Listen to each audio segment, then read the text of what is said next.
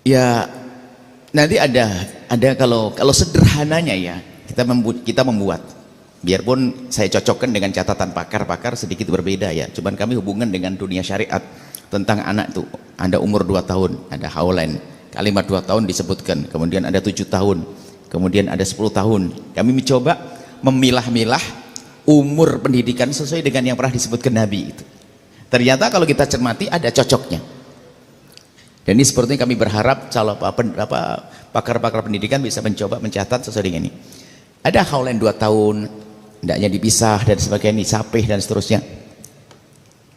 Anak itu, jadi mendidik anak itu dari nol, usia nol.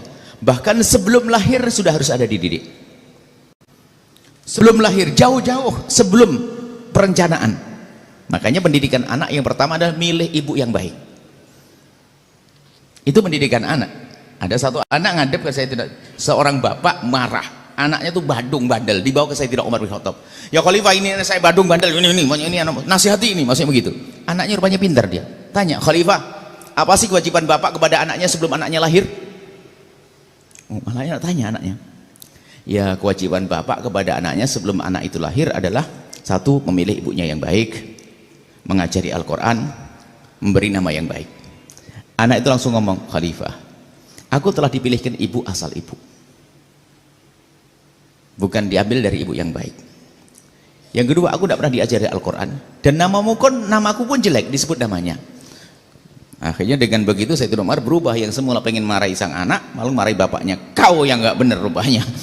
Jadi bapaknya dulu yang disalahin, jangan anaknya. Nah, jadi memilih jodoh itu ternyata ada hubungannya dengan pendidikan. Jangan hanya sekedar jatuh cinta, apalagi dapat dari Facebook, dari ini, ya ini dari mana ini. Pilih dulu dari keluarga yang baik, watak baik, karakter baik, memilih. Itulah ajar Nabi.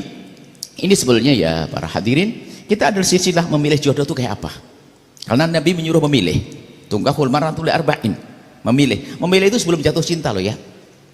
Kalau sudah cinta itu gak ada memilih, hanya dia tok. Dunia seluas daun kelor jadinya. Nah, gula Jawa rasa coklat masih lumayan. Kalau kata orang Jawa Timur, titik-titik kucing rasa coklat, kan repot.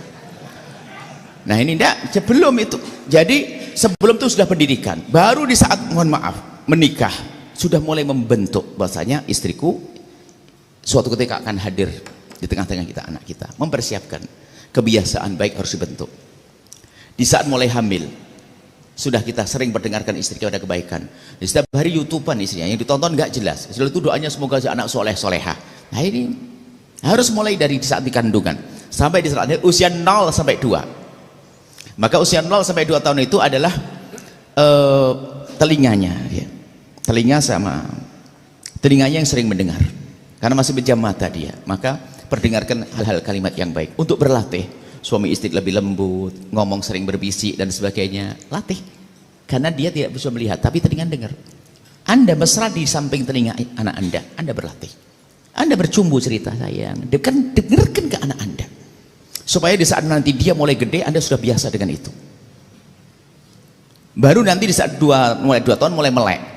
Maka ketahuilah di saat 2 tahun naik ke atas sampai 7 tahun itu, anak seumur itu lebih banyak mendengar dengan matanya daripada dengan telinganya. Mohon maaf, Anda harus paham.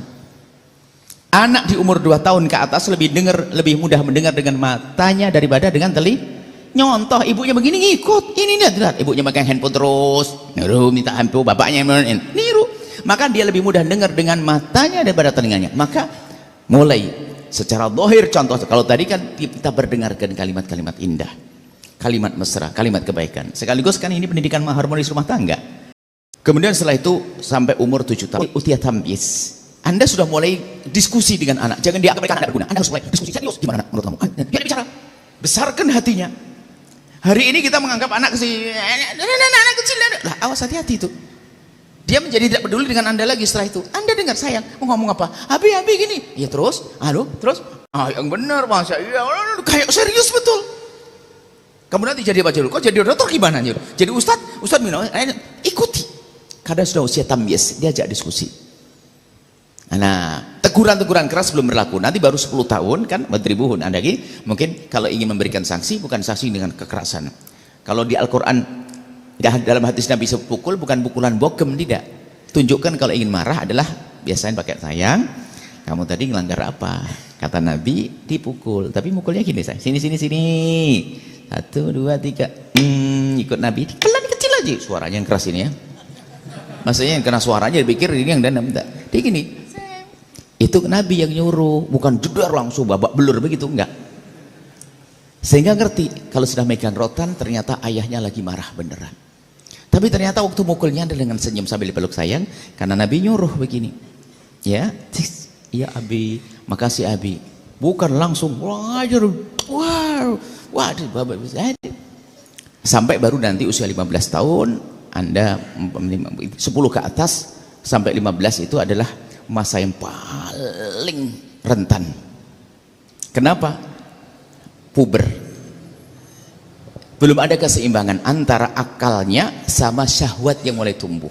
Di saat dia salah bergaul, bisa melakukan zina di usia dini, dia tidak ngerti. Yang penting melampiaskan syahwatnya. Dia tidak ngerti larangan. Hati-hati.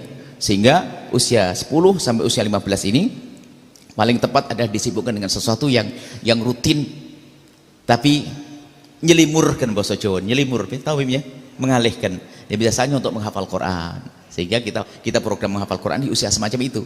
Jadi anak kecil pagi menghafal, siang setoran, pagi menghafal, siang setoran. Tiba-tiba sudah gede. Jadi ada kesibukan yang positif. Kalau tidak, dia mulai puber.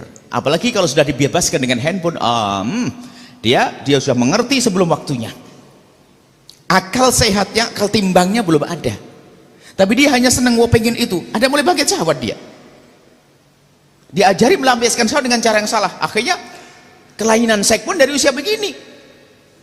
Laki dengan laki, perempuan dengan laki di usia semacam itu. Makanya ini panjang sampai pagi nanti jangan-jangan. Cuman kami gambarkan bahasanya ada fase-fasenya yang kami mencoba merinci sesuai dengan kalimat angka yang disebut oleh baginda Nabi Shallallahu Alaihi Wasallam. Ini saja 15 tahun kan disebut juga usia balik terakhir kan, yang 15 ada. Kemudian setelah itu ada usia selanjutnya. Kurang lebih seperti itu ya. Semoga Allah mudahkan untuk mendidik anak-anak. Wallahu a'lam bishawab. Setelah Anda menyaksikan video ini, jangan lupa berselawat kepada baginda Nabi Muhammad sallallahu alaihi wa alihi wa sahbihi wasallam.